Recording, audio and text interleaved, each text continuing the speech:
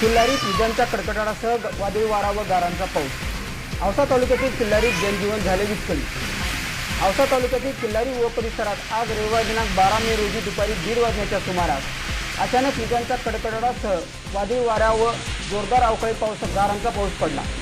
या पावसामुळे शेतकऱ्यांचे मोठे नुकसान झाले असून किल्लारी परिसरात द्राक्ष व इतर फळबागांचे मोठ्या प्रमाणात नुकसान झाल्याचे पाहावयास मिळाले।